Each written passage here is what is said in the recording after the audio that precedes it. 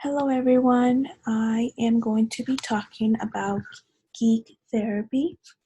I'm going to be talking about everything that I learned and the main keys that I pretty much want to talk about, the most important things that I got out of this class.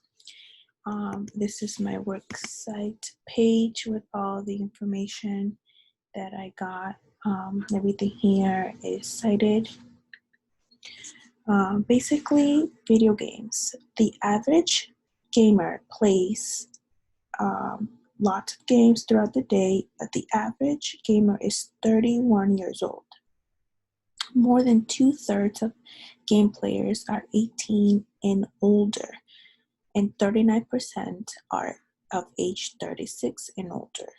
So this can give you a basic view of how the gamer world is and who is these gamers and who they are. The gender split of video games player is nearly equal, which says it's 52% of gamers are male and 48% are female. That's pretty cool because that's almost half are males and half are female. So I like that. Women age 18 and older make up to 36% of the game playing population, while boys age 18 or younger are represented only of 17 of the population. So basically the number of female video gamers are age 50 or older jumped by almost 1/3 between 2012 and 2013. That's a really cool fact that women are more into video games now than before. Further on, more than 60% of video game players play with other people, either in person or online, and more than 75% of gamers play with others at least 1 hour a week. And it's pretty cool because I learned that video games is a very social thing. I used to think that video games, you were just like, it'll be you and your computer or you're in your TV, but really after taking this class, I realized that it's other people and other people playing the same game, interacting with you, and you're socializing.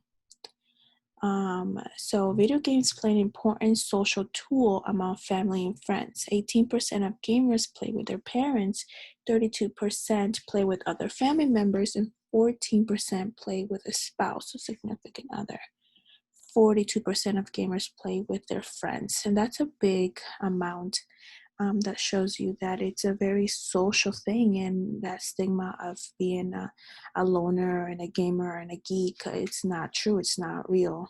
Video games actually bring people together, and you just interact with other people. It doesn't have to be in the same room. So basically, the ESA also reports that many parents don't view video games in a negative light. Actually, many parents like video games now. 58% of parents whose children are gamers play with their children at least once a month. I think this is great because you interact with your kids, you form a bond and what they like, and you can relate to that, which opens up different doors in communicating and understanding each other. So slightly more than half of the parents, which is 56, say video games have a positive effect on their children. These effects include mental stimulation, education, increased social connections with friends, and more time spent interacting with family members. These are really cool stuff that I didn't know, and until I took this class, I researched video games, and it changed my entire view on video games. So nearly 60% of Americans play video games, and consumers spent nearly $22 billion on video games, which that's amazing. It's a cool fact.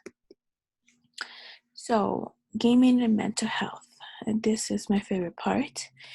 Anxiety disorders are the most common types of mental disorders in the United States, right? We reports with anxiety, depression, all that kind of stuff. Over 40 million people in the United States have it, while only about a third of these with anxiety disorders receive treatment. because people don't like to talk about it. People don't bring that to light, so it gets swept under the covers and nobody really knows. So the disorders are highly treatable. Mental health professionals continue to research effective treatment options and benefits, and they realize that there are benefits in gaming as a form of treatment therapy. And that's one of the coolest things about this class, is learning that there is such thing as geek therapy, which is a form of treatment therapy used to associate the geek world and the gamers, and to treat these disorders by connecting through video games.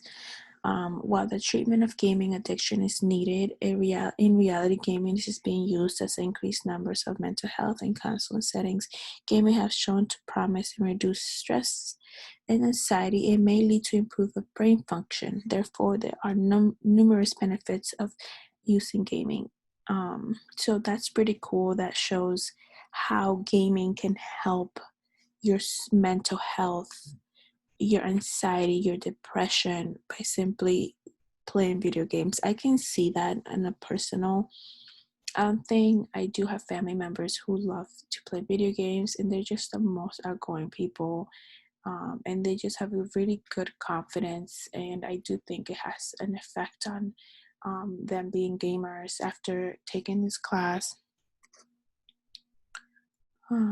Geek Therapy is part of a wonderful world. Most of our content creators are helping professionals including mental health counselors, marriage and family therapists, social workers, clinical psychologists, and teachers. Their contact pages from deep dives into the favorite media like Steve University, Disney, Babylon 5, Geek Therapy, Family Therapy.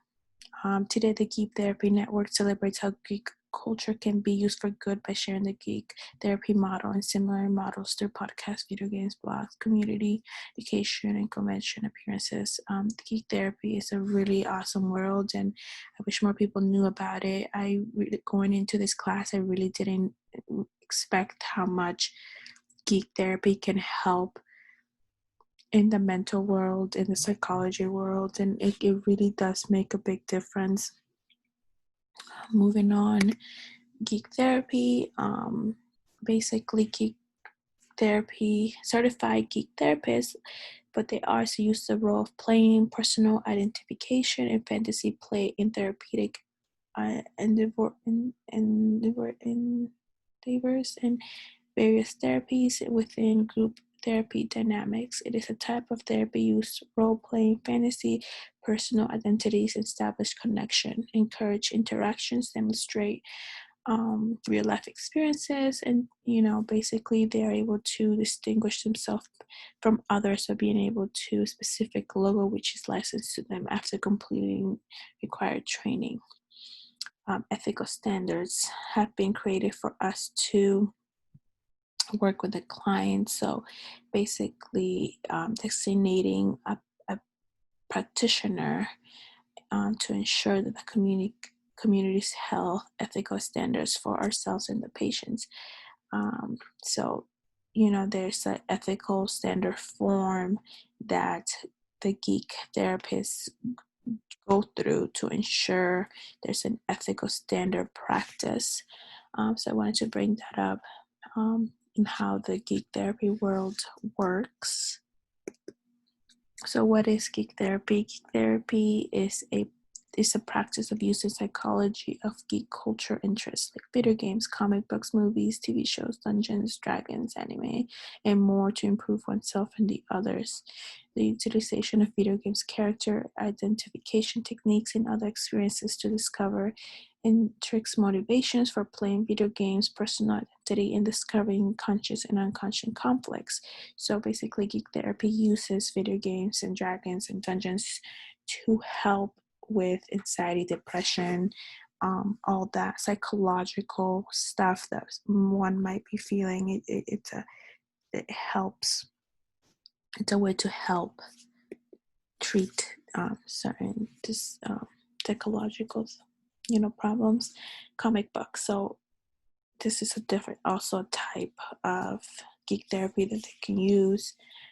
not just video games, but also comic books. Individuals who see these characters on the big screen and also read about them across the variety interaction of comic books feel a deep connection with certain specific characters. These varieties are ripe of the therapeutic practice and how to understand clients from their point of view. So comic books is almost similar to video games. It's just a book though, but the concept of them connecting to a certain character is what it really is all about. And like the example, the Hulk, the great Hulk from the comic books, he's a strong guy, and he also has like some sort of anger issue when he gets mad.